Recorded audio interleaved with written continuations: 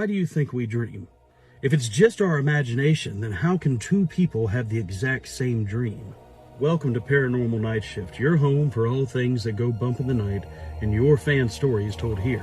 Patrick writes in, the story I'm about to tell you, I know, sounds like it came straight out of an 80s slasher movie, but I promise you it's the truth. Sister and I are twins. We were only born a couple seconds apart. It was the summer after high school, and like most kids, we didn't really have any direction. My aunt was really hippy-dippy, really into some odd stuff, and she was going to spend the summer abroad and wanted me and my sister to house sit for her. It was going to be the last summer of freedom, you know, like right before we had to dive into the real world. She even left some adult beverages in the fridge for us. But she left a weird list of stuff for us to do and stuff for us not to do. The biggest thing was, whatever you do, don't go upstairs. Sister and I both were kind of a stickler for the rules, and we figured probably just because, that's where her bedroom was, she didn't want us messing with her stuff. But we would soon find out how wrong we really were. It was the first week of being in that house. We decided to throw a party. We had been there a couple of times during the day, but neither of us had actually spent the night there. But by 10 o'clock that evening, we started to hear things. It started quietly to begin with, like we could have dismissed it, like maybe it was a squirrel on the roof. But they progressively got louder and louder. It sounded like somebody was pacing upstairs. Louder and louder. What started as footsteps turned into banging. It sounded like somebody was pounding on the walls. We were just kids, and I'm not gonna lie, we got scared. We called the cops. We hid the adult beverages, called the cops, and they went and searched upstairs and found nothing. I even called my aunt. I told her what was going on, and her voice kind of crackled, and she said, no matter what you hear, or what you think you hear, do not go upstairs. The moment the police left, it started right back up, louder and louder. Pictures were shaking on the wall. After a little bit more liquid encouragement, the idea of being a stickler for the rules went out the window. We wanted to know what was up there. And why was she so adamant that we couldn't go up there? Why would she even invite us into this house in the first place if she knew that there was something or someone upstairs? I went up there and there was nothing. Nothing had been up there. The cops were just up there a couple of minutes ago.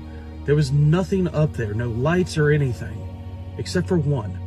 One light hanging in a bedroom closet was on. The cops just did a sweep of the house. They probably just left it on, right? I went to open the closet door and the door handle was physically hot. It burned my hand. As I opened the door, it pushed me back and the light bulb that was hanging on the one string just popped, just exploded. I must have blacked out for a minute, because the next thing I can remember, I was back downstairs with my sister and my friends. They said that I had gone up there and burnt my hand and came down and just sat on the couch.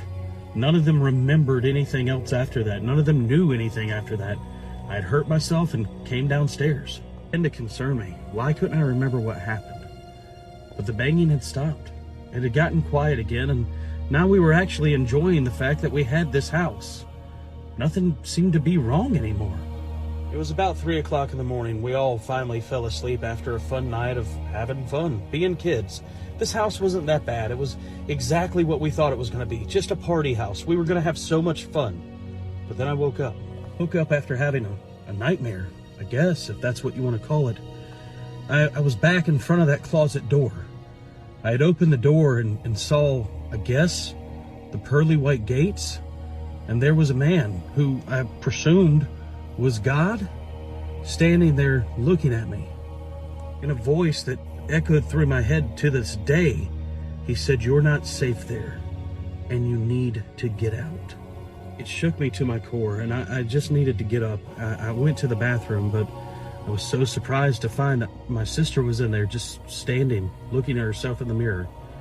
She looked me in the eyes and said, "We need to get out of this house." They say twins have a bond. I guess it's because we were together so long in the womb that we feed off each other's energy, but she wouldn't talk to me. This was the first time that she had never said a word to me other than, "We need to go." We woke all our friends up and got out of the house. I later asked her what had happened.